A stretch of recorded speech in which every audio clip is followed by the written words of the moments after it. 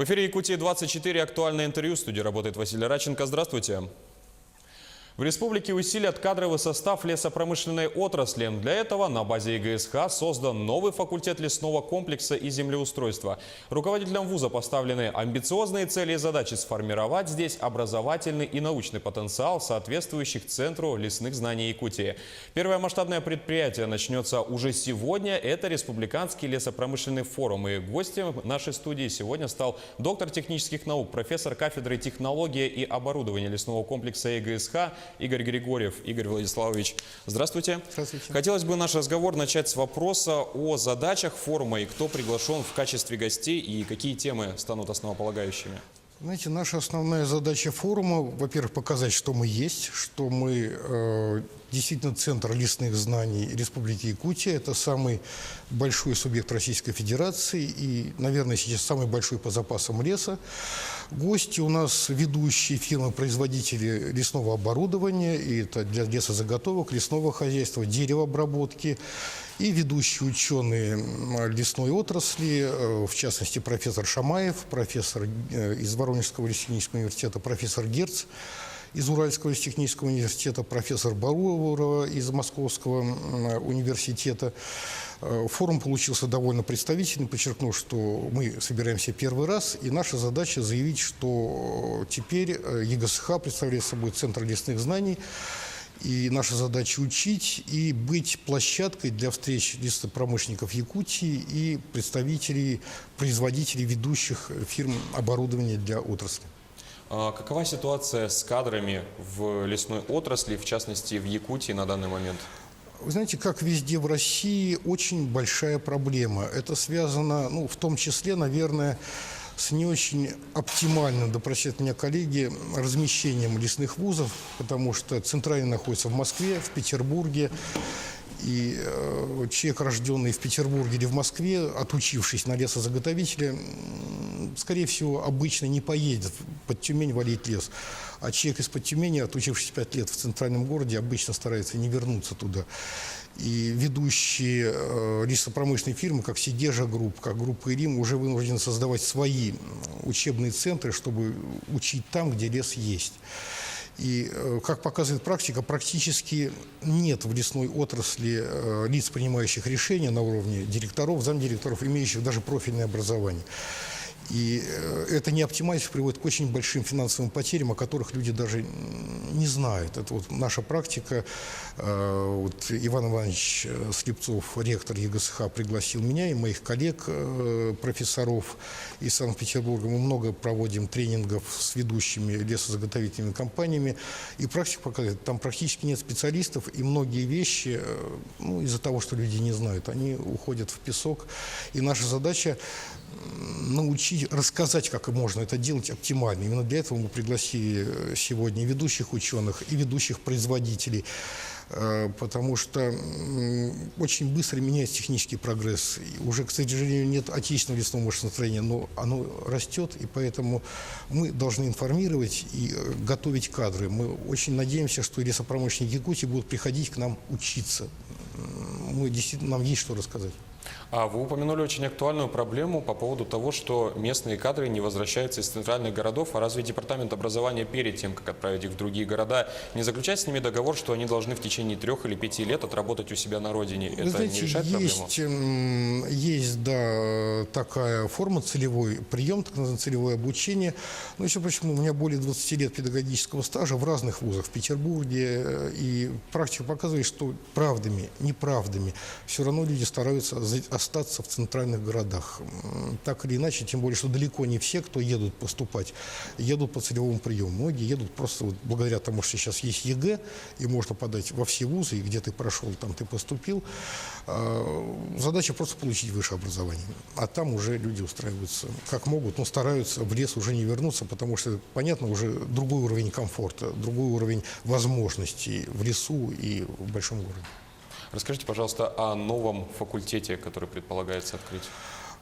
Факультет уже открыт, и я хочу сказать здесь еще раз спасибо ректору. Он поверил в то, что лес может быть прорывным для Якутской сельхозакадемии. Могу сказать, что он прав как минимум в том, что в Европе, вообще в мире, практически нет отдельных лесных вузов. Это всегда входит в ведение Минсельхоза.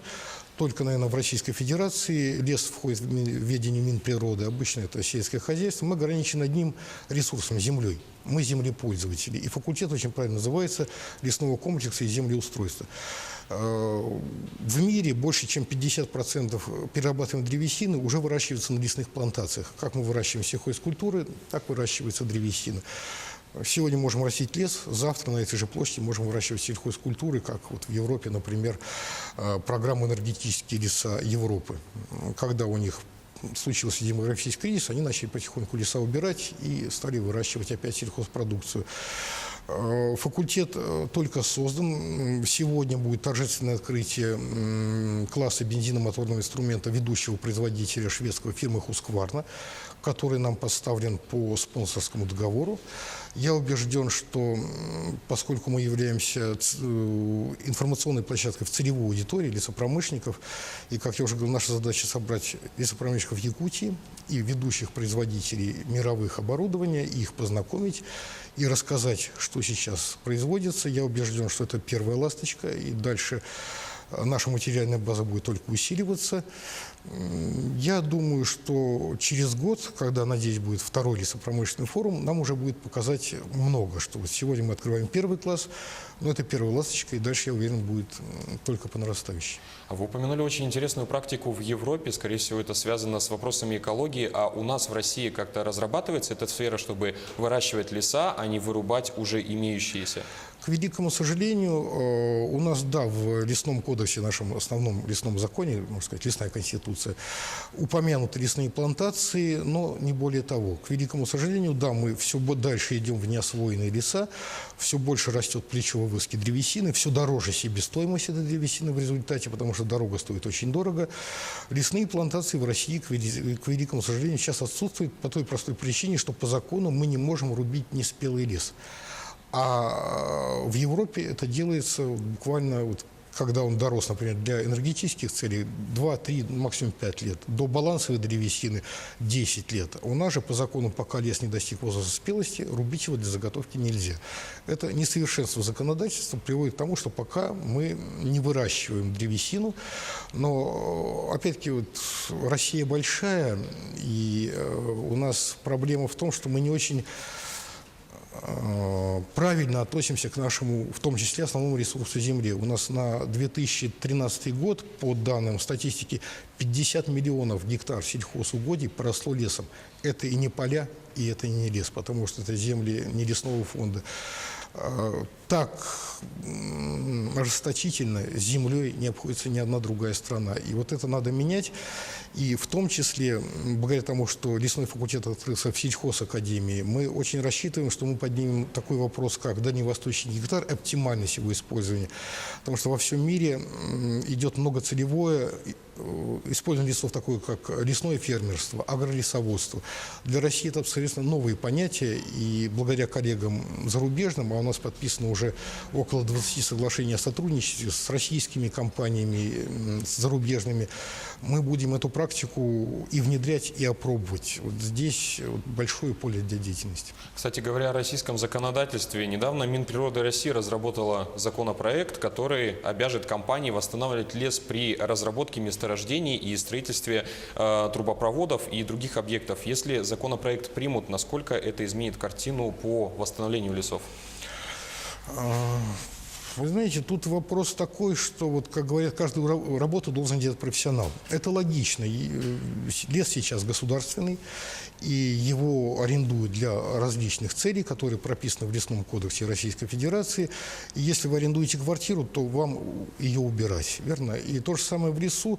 Только единственное, не думаю, это правильная совершенно идея, только я не думаю, что это стоит делать вот этим компаниям, а им правильно нанимать людей, специальные фирмы, которые бы это делали за них, аутсорсинг. аутсорсинг так называемый.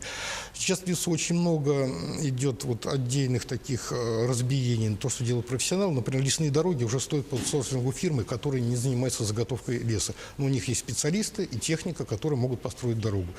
И все это дальше считается по себестоимости, сколько будет в результате стоить. Так что идея правильная, но вопрос дальше контроля. К великому сожалению, действующий лесной кодекс на 75% сократил численность лесничества.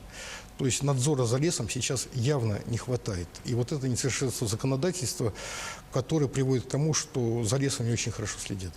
Возвращаясь к вопросу вновь открывшегося факультета, каких именно специалистов и по каким именно направлениям будете готовить? В настоящее время мы уже выпускаем специалистов по лесному делу. Это, в принципе, сотрудники лесничеств, но подчеркиваю, что штат у них ограничен.